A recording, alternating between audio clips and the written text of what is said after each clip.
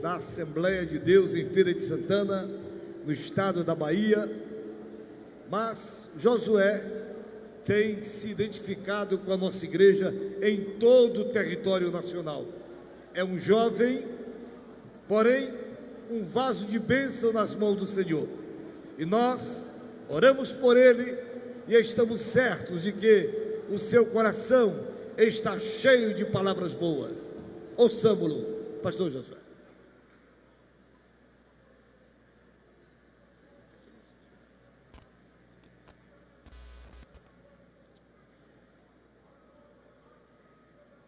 Aleluia.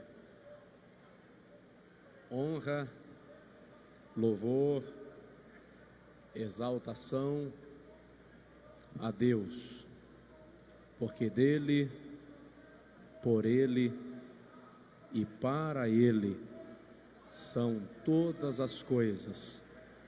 Glória, pois, a ele eternamente. Amém. Podem assentar-se, amados, por gentileza. Muito obrigado. Eu gostaria de, nesta noite, saudar pastor José Wellington Bezerra da Costa, pastor presidente do Ministério Belém, da nossa convenção, sua mãe digna companheira, nossa irmã Wanda Freire. Gostaria de saudar nesta noite pastor José Wellington Costa Júnior, vice-presidente deste ministério, e os pastores que compõem a diretoria do Ministério do Belém. Gostaria de saudar nesta noite pastor Joel Freire, presidente da Convenção da Assembleia de Deus de Língua Portuguesa nos Estados Unidos da América, companheiro, prazer revê-lo. Pastor Leles, líder da mocidade do Ministério, evangelista Davi, e a diretoria da UMADEB. Quero nesta noite saudar todos os congressistas e esta amada igreja com a graça e a paz do Senhor Jesus. Vos saúdo com a graça e a paz do Senhor Jesus. Graças a Deus que nos dá a vitória por intermédio do nosso Senhor e Salvador Jesus Cristo. E nesta oportunidade o privilégio de estarmos em sua presença para juntos prestarmos-lhe culto de louvor em ações de graças ao seu nome, que está acima de todo nome no céu e na terra.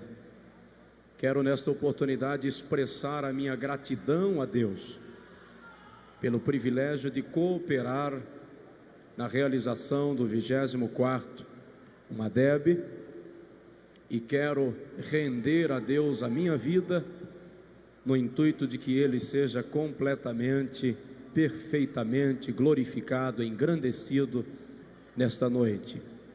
Agradecer ao pastor José Wellington Bezerra da Costa, presidente do Ministério, por nos receber, pelo convite, muito obrigado. E ao pastor Leles, líder da mocidade, que esteve em contato conosco, formalizando o convite, a nossa gratidão.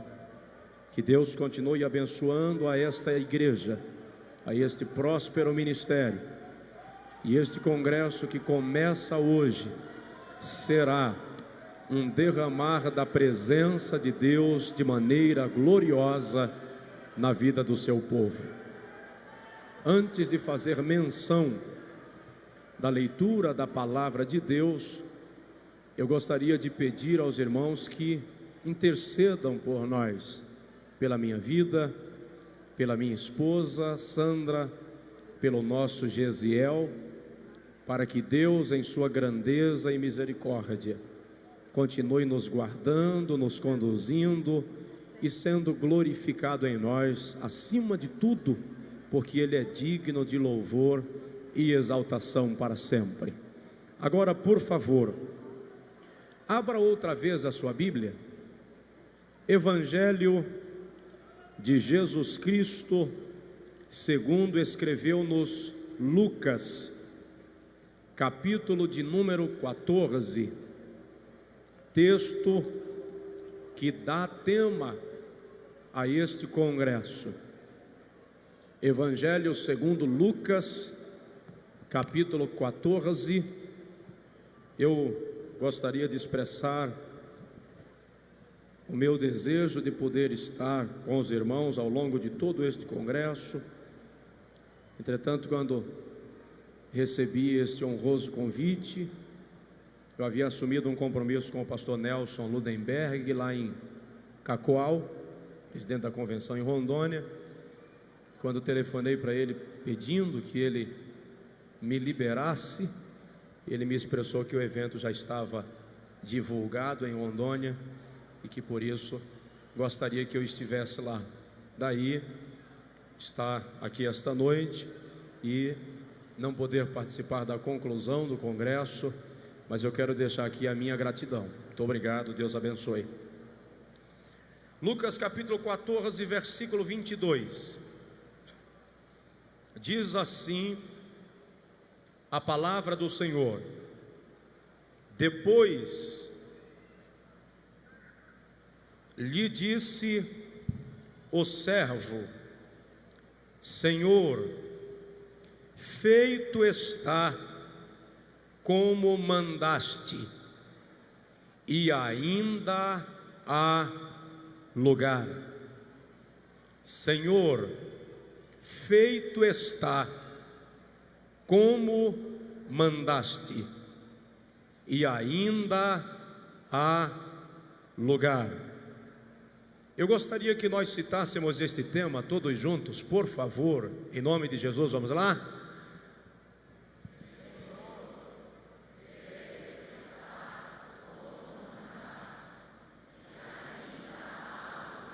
Só mais uma vez, por gentileza.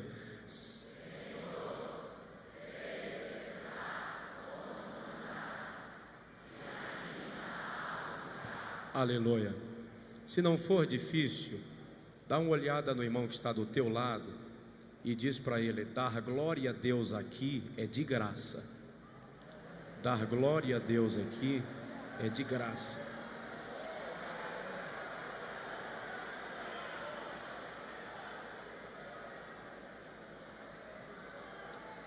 Amados, eu gostaria de nesta noite refletir convosco sobre o tema ainda há lugar. Ainda há lugar.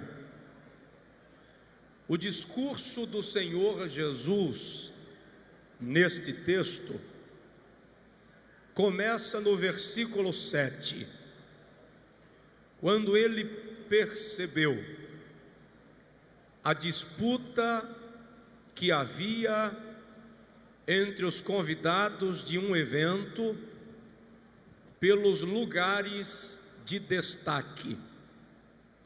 E Jesus começa a admoestar os seus ouvintes a vida ou a uma vida de humildade, estimulando-os a não disputar pelas primeiras posições, mas esperarem ser elevados a esta primeira posição, informando-nos o Senhor Jesus que aquele que se humilha será exaltado.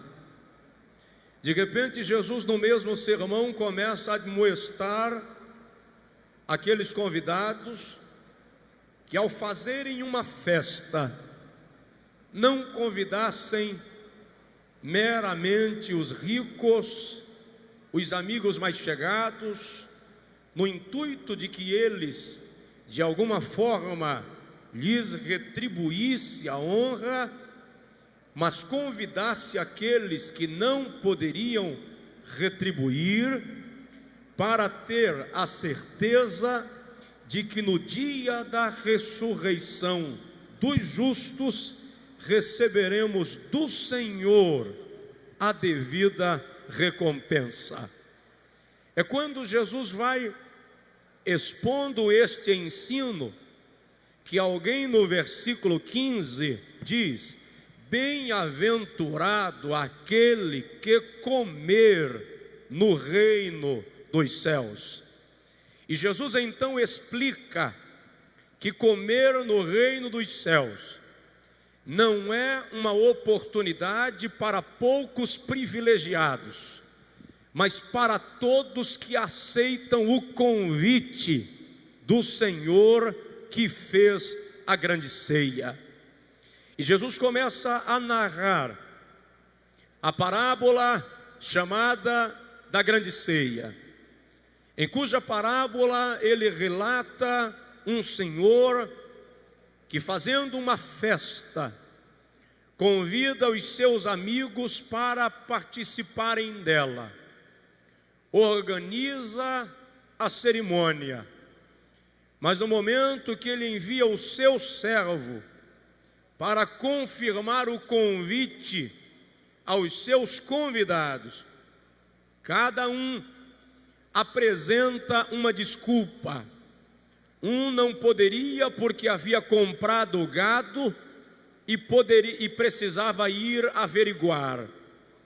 O outro não compareceria porque havia casado e não queria afastar-se do momento inicial do casamento. Eram pessoas indiferentes, egoístas, que mais interessados nos seus negócios pessoais do que na ceia, estavam deixando o anfitrião decepcionado. Aí a Bíblia diz que o dono da festa chamou o seu servo e disse: ide às ruas e becos da cidade, aos caminhos e valados, trazei-me cegos, paralíticos, coxos, porque os convidados não eram dignos da ceia. É interessante lembrar que esta grande ceia faz-nos refletir a grande celebração nupcial descrita em Apocalipse capítulo 19, versículo 7, quando a igreja, a noiva do Cordeiro, será apresentada aos habitantes do céu. Entretanto, o que nós aprendemos aqui é que o Senhor fez um convite, e quando aquele servo sai para buscar os paralíticos e os coxos nas encostas das estradas e volta, ele diz ao seu senhor: feito está, como mandaste, e ainda há lugar. Esta parábola, amados, revela-nos o interesse de Deus de dar continuidade a um relacionamento de amizade e comunhão com a nação de Israel, os primeiros convidados, como ele havia mantido com Abraão, Moisés, Davi e outros servos seus, cujos nomes constam nas páginas veterotestamentárias. Mas esta parábola também revela como Israel, não compreendendo este interesse de Deus, rejeita o convite. Mas é interessante que, de forma bela, esta parábola revela a infinita graça de Deus, que em vez de abrir mão do homem de uma vez por todas, estende esta graça a toda a humanidade. É aí onde ele diz: já que os convidados não querem, trazei-me os paralíticos das ruas, os coxos dos becos, os cegos dos caminhos, ou seja, todos quanto querem participar da ceia, recebem o convite em Cristo Jesus, nosso Senhor. O que fica notório aqui é que Deus, em sua infinita graça, não abre mão do homem. O apóstolo Paulo, quando escreveu a sua epístola aos Romanos, no capítulo 5, versículo 20, disse que onde abundou o pecado, superabundou a graça. O profeta Jeremias, no seu salmo de lamentação, capítulo 3, versículo 21, declara que as misericórdias do Senhor são a causa de não sermos consumidos, porque a sua misericórdia não tem fim. Novas são a cada manhã. A palavra mais bela da Bíblia é o que se revela nesta parábola: graça. Porque pela sua graça, Deus nos contemplou em estado de miséria, nas ruas e sarjetas, e se interessou por nós. É isto que Satanás não consegue entender e tem inveja de nós, porque Satanás, na eternidade, criado como querubim, em perfeição, para o louvor da glória de Deus, decaiu desta perfeição, perdeu a graça e não tem chance de restauração. Eu e você, gerados em pecado, concebidos em iniquidade, cheios de defeitos e imperfeições, Deus olha para nós da sua glória e se interessa pela nossa vida. O nome disto é graça. Eu tenho pregado sempre e dito que salvar o homem é a prioridade de Deus. Salvação de almas é a prioridade de Deus. Tudo que Deus faz na Bíblia é para salvar.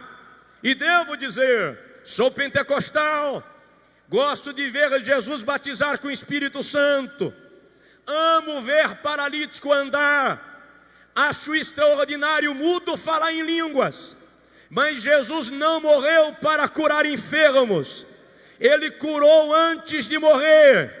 Jesus morreu para salvar pecadores, que é o projeto de Deus.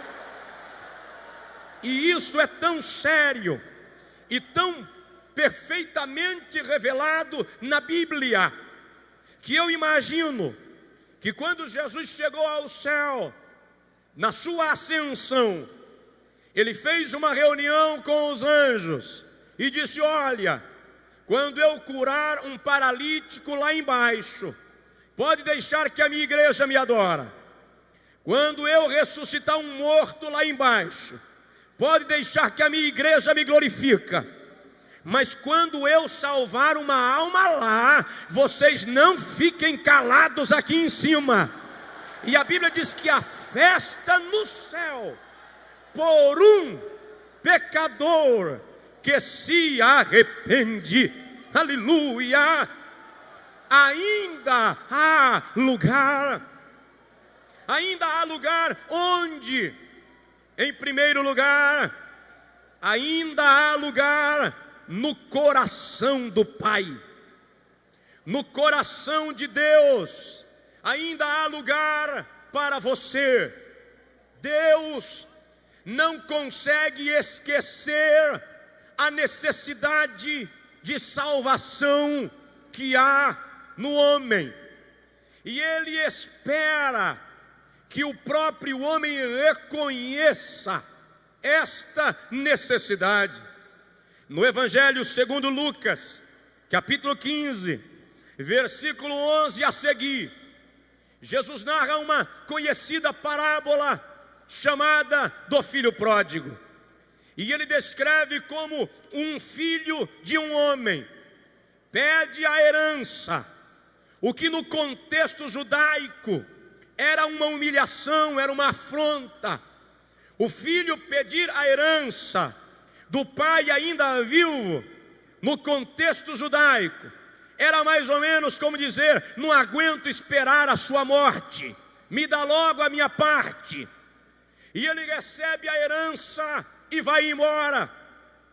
E Jesus descreve sobre como aquele rapaz gastou tudo, dissolutamente, que no modo de entender do judeu, seria viver de orgias, de pecado, completamente distanciado da obediência à lei mosaica. Mas quando ele acaba com seus bens e entra numa crise financeira e perde os amigos e vai trabalhar com porcos, o que para o hebreu era a maior das humilhações a que o judeu poderia ser submetido, e deseja comer da comida dos porcos, ele para, repensa e diz: quantos jornaleiros na casa de meu pai tem abundância de pão e eu pereço de fome. E aquele jovem ensaia um discurso para convencer o seu pai de recebê-lo.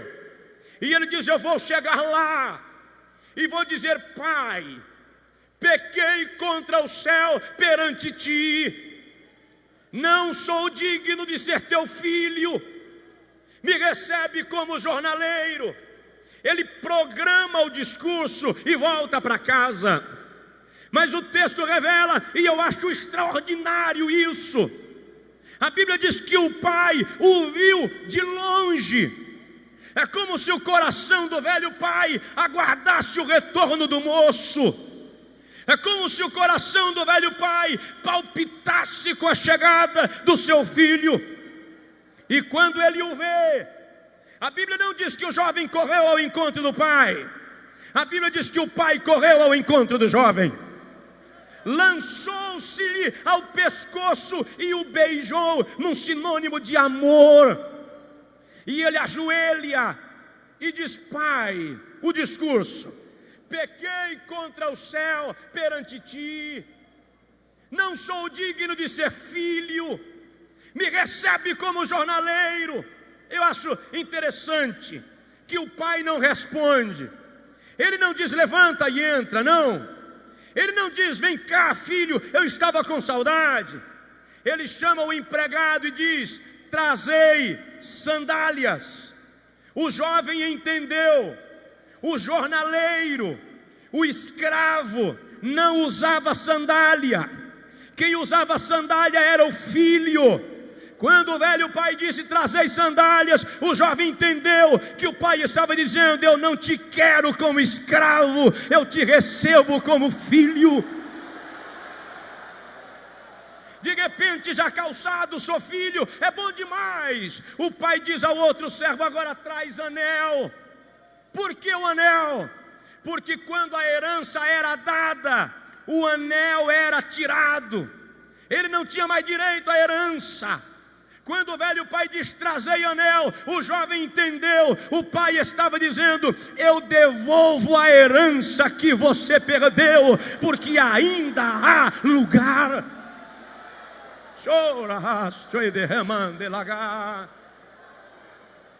Salmos de número 103, versículo 13. O salmista diz: como um pai que se compadece do seu filho, assim o Senhor se compadece daqueles que o temem. Malaquias capítulo 3, versículo 17, o Senhor diz: naquele dia pouparei os que são fiéis, assim como um pai poupa ao seu filho que o serve. Ainda há lugar no coração do Pai. Você desanimou da graça, esfriou na fé, desistiu de continuar, mas o coração do Pai continua aberto para a tua vida.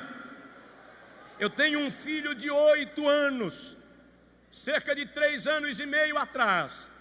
Eu cheguei em casa de viagem, ainda estava tirando as malas do carro, e o meu menino chegou com a palma na mão estendida e disse: papai, eu sei que mereço ser castigado, pode bater. Eu perguntei para ele: o que você andou fazendo? Você não deixa nem eu chegar em casa? Ele disse: não, eu sei que a minha mãe vai falar, não tem jeito, então eu já estou aqui admitindo, eu errei. E eu perguntei para ele: o que você fez? Vamos entrar.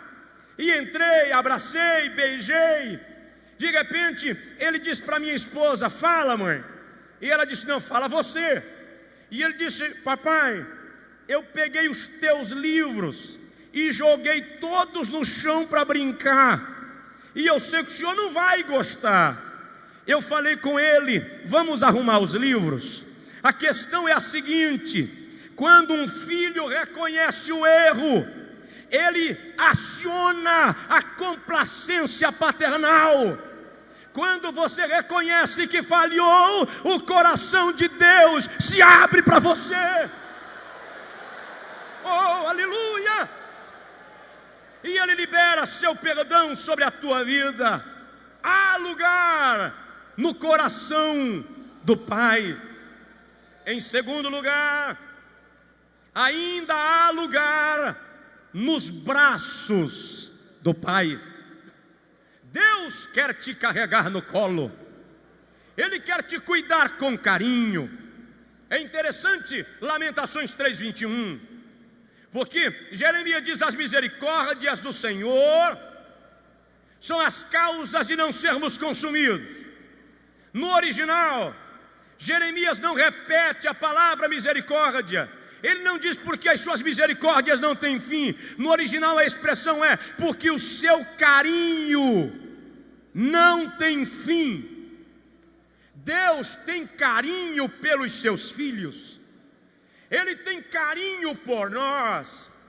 No Evangelho segundo Lucas, capítulo 15, versículos 3 a 7, Jesus narra outra parábola da ovelha perdida. E ele diz de um pastor que percebeu a falta de uma ovelha. Em meio às suas 100, apenas 99 estavam lá. E ele deixou as 99 no aprisco e saiu montes e valados em busca da sua ovelha. E o texto diz que quando ele encontrou a ovelha, ele a tomou nos braços e a trouxe de volta para o seu lugar. Ah, como Deus está interessado em nos carregar no colo, como Deus está interessado em nos proteger, como Deus está interessado em afagar a nossa alma, porque ainda há lugar nos seus braços. Ele tem um tamanho interesse de tomar o teu coração, confortar a tua alma e te fazer marchar em vitória dia após dia.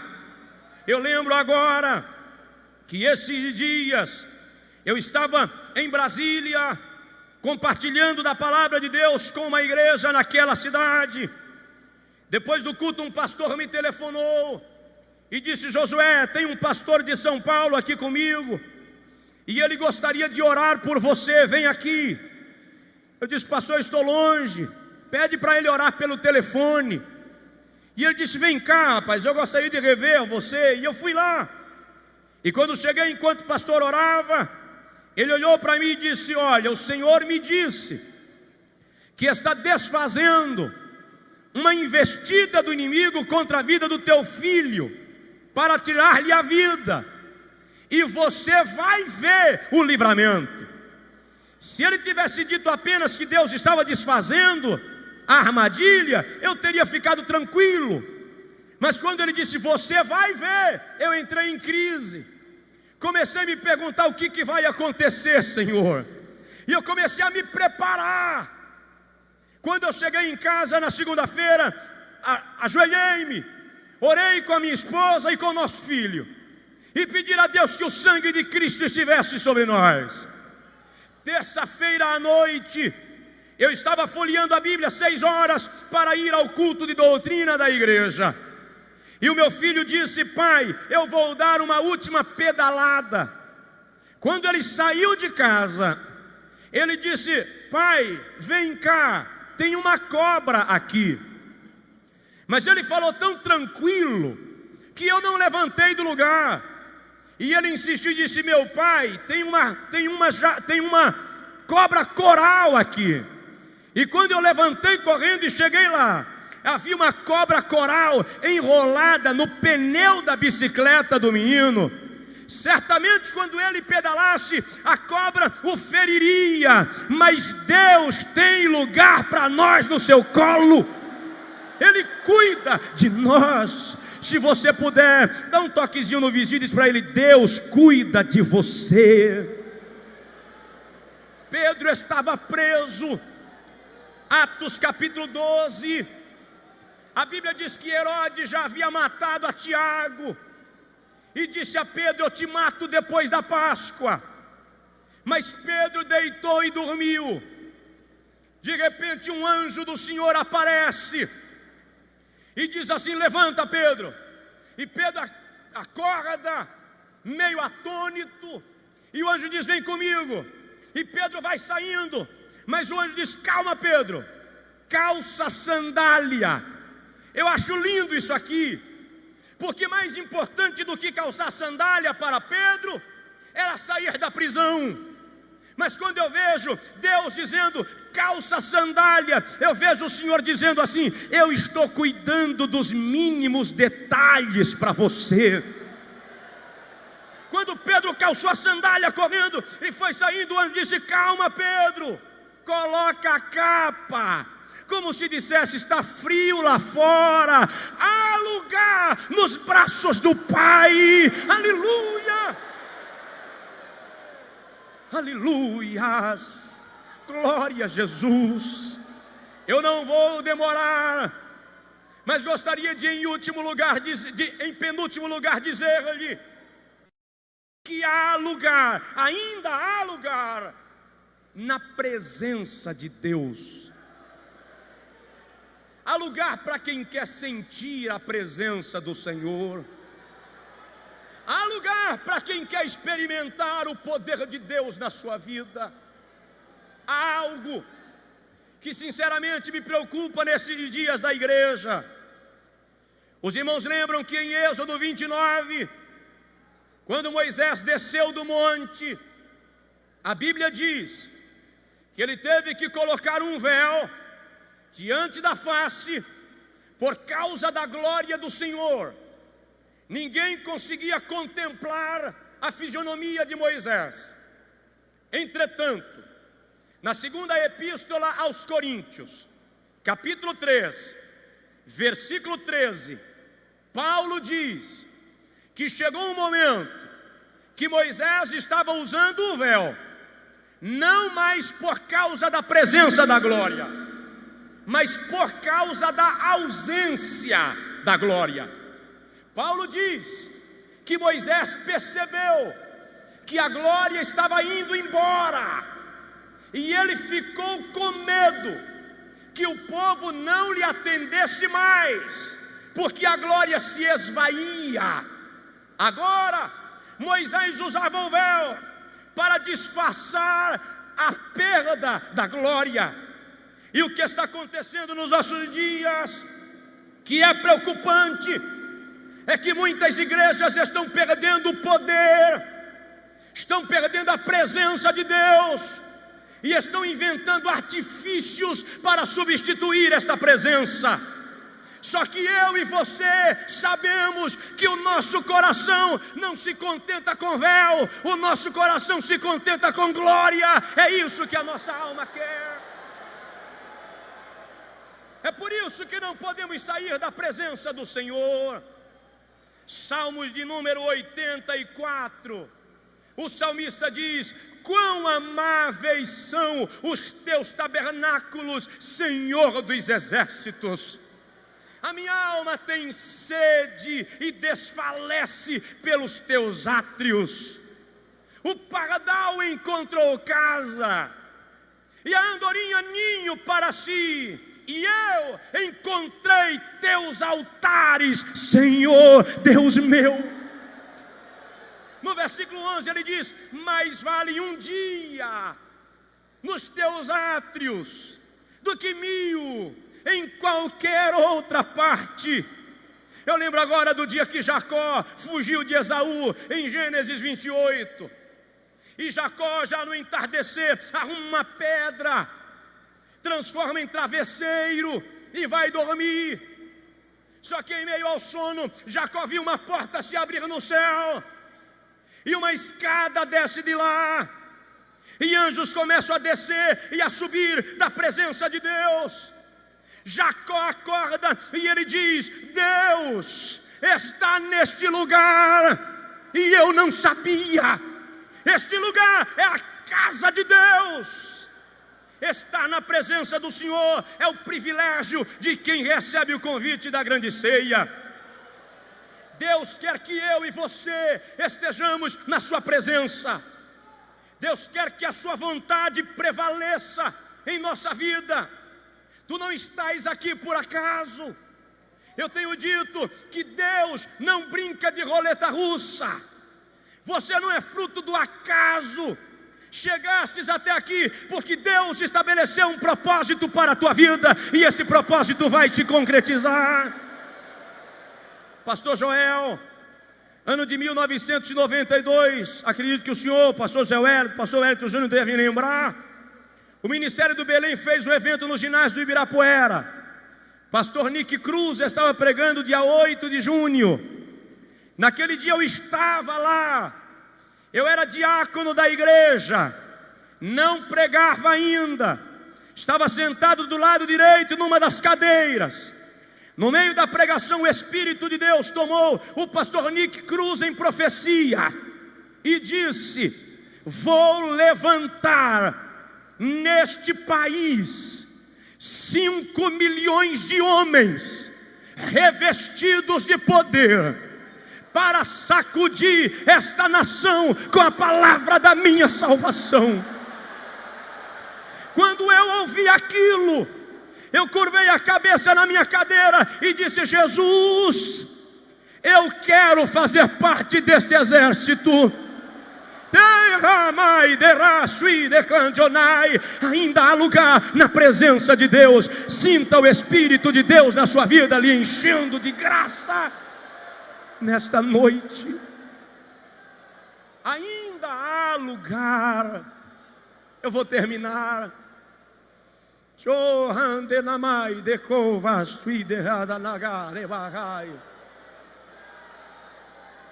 Aleluia.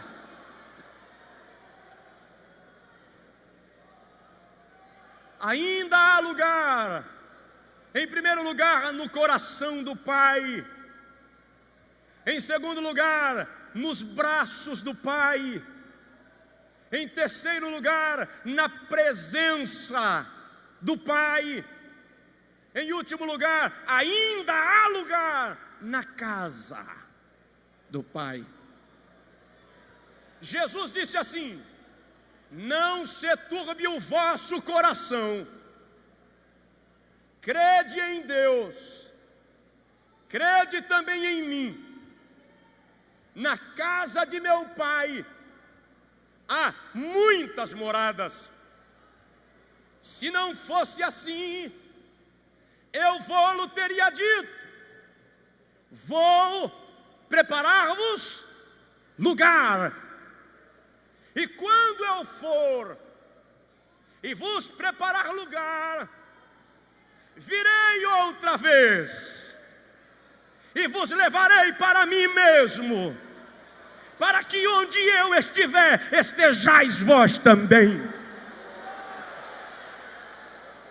Em João 17, 24, ele diz: Pai, eu te rogo que estes que tu me destes estejam comigo, para que vejam a glória que tu me destes. Deus tem um lugar para nós na glória. Salmo 23, 5, o salmista diz: preparais uma mesa perante mim, na presença dos meus inimigos, unges a minha cabeça com óleo, e o meu cálice transborda. No contexto cultural judaico, quando um homem vinha fugindo dos seus inimigos, e os seus inimigos estavam já por pegar-lhe e prender-lhe, e ele invadia uma casa, os seus inimigos e agressores não poderiam invadir a casa para tirá-lo de lá. Só se o dono da casa o afugentasse, o mandasse embora. Mas de repente, se o dono da casa resolvesse proteger o foragido, ele ia para o terraço da casa e começava a assar um carneiro, um cordeiro, e preparar banquete para o seu hóspede. Os inimigos lá fora sentiam o cheiro do banquete e diziam: não dá para pegar mais, o dono da casa recebeu ele. É por isso que o salmista diz: preparais uma mesa perante mim, na presença dos meus inimigos. Satanás queria acabar com você, mas você entrou na casa de Deus e Deus preparou banquete para você. Fica em pé, por favor, quem puder, em nome de Jesus. Unges a minha cabeça com óleo e o meu cálice transborda. Estudiosos da cultura judaica dizem que se um judeu lhe oferecer água ou alguma bebida em meia taça, ele está dizendo: você não é bem-vindo. Mas quando ele quer que você permaneça, ele enche a taça até transbordar.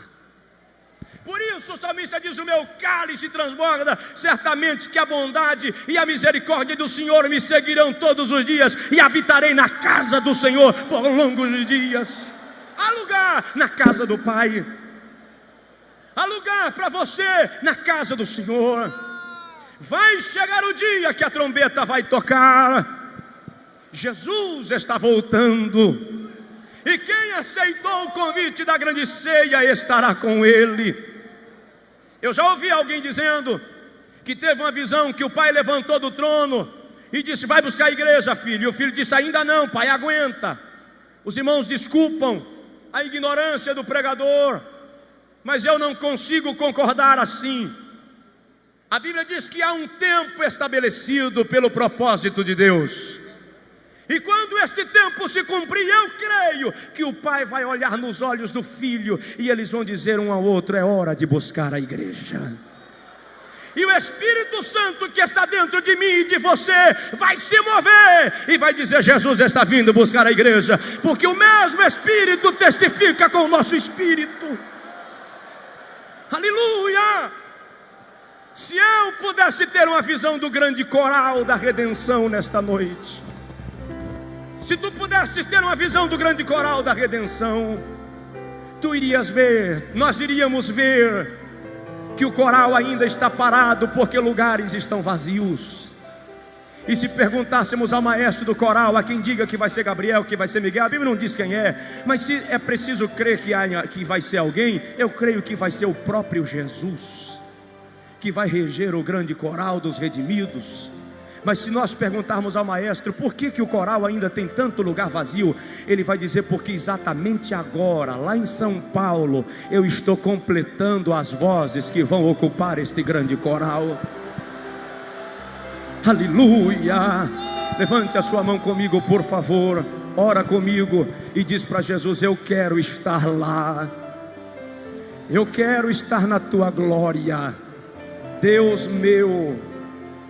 A tua palavra dai derrovas tui derranda nagas. A tua palavra foi pregada. O que eu te peço agora é a evidência desta palavra na vida dos teus filhos. Evidencia esta palavra com renovação espiritual. Evidencia esta palavra com quebrantamento, com renovação, com revestimento, com alegria. Espírito de Deus, distribui línguas espirituais agora e rege um coral de adoração neste lugar.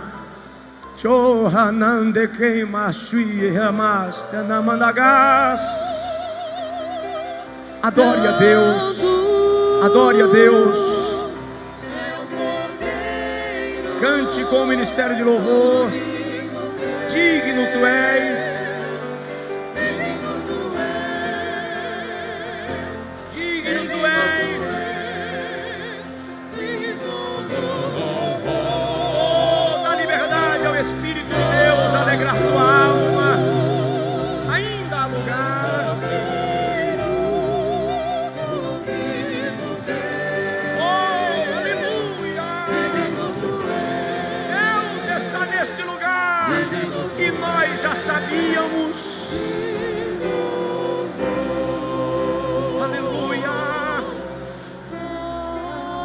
Irmão, enquanto a igreja adora, enquanto os irmãos louvam, enquanto os irmãos enaltecem a Deus em louvor, por favor, para só um pouquinho. Ele pode continuar louvando. O irmão que está aí, para só um pouquinho. Veja a pessoa que está do seu lado. Pode tocar, amado.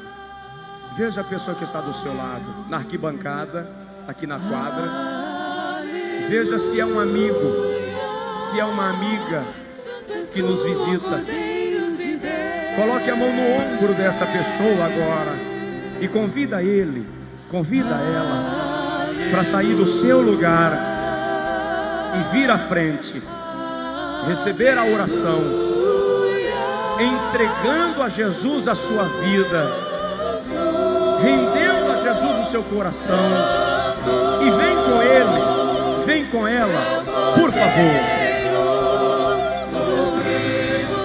Convide a pessoa do seu lado agora e vem com ele, vem com ela.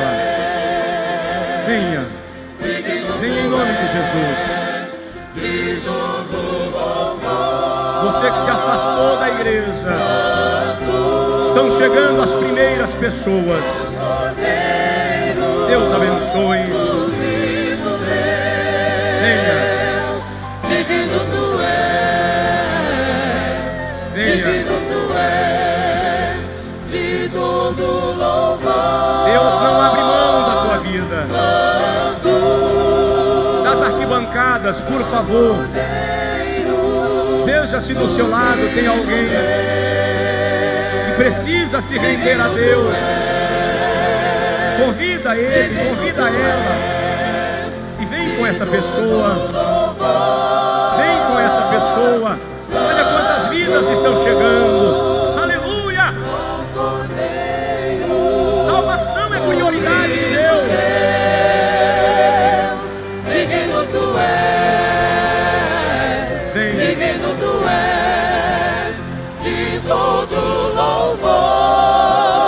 Entrega a tua vida, Jesus.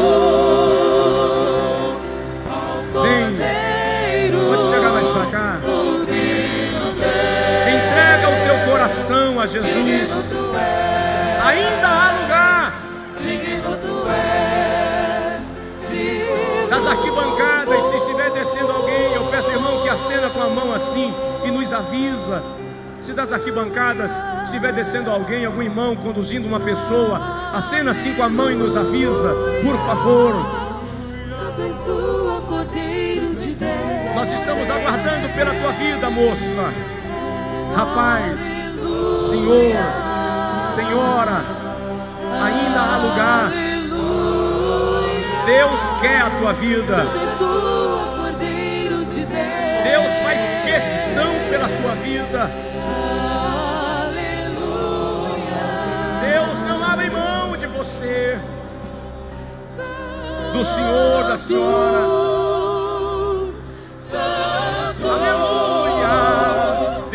pecados, você que esfriou na fé, você que desanimou, volta para a casa do Pai agora. Ainda há lugar no coração do Pai. Aleluia, aleluia. Parece que Ele está vindo. Deus abençoe, Deus abençoe. Que maravilha, está vindo mais aqui. Ainda há lugar.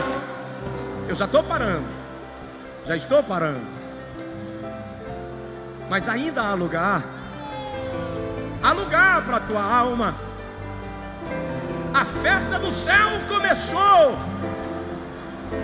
O culto aqui está terminando, mas a festa lá está começando por pecadores que se arrependem. Se estiver vindo mais alguém, acena com a mão e me avisa, que nós já vamos orar por estas pessoas. Está vindo mais. Deus te abençoe. Deus te abençoe. Aleluia. Aleluia. Aleluia. Nós vamos orar por estas pessoas. Nós vamos orar por estas pessoas. Eu queria pedir à igreja, por favor, estendam as mãos para cá em direção a eles, por gentileza. Ó Deus, nós te agradecemos, Senhor, por vidas tão preciosas, alcançadas pelo Teu Espírito nesta noite, que estão aqui rendendo-se ao Teu amor. Pai, nós te pedimos agora, perdoa os seus pecados, conquista a alma de cada uma destas pessoas. Dá-lhes agora, Senhor, a alegria da Tua salvação. Registra os seus nomes no Teu memorial e anula agora, Senhor, todo laço do inimigo, toda opressão contra estas vidas, porque a Tua igreja nesta noite declara, aleluia, a salvação de Cristo sobre eles pelo poder do Evangelho que pregamos, em nome de Jesus. Por gentileza, eu vou devolver o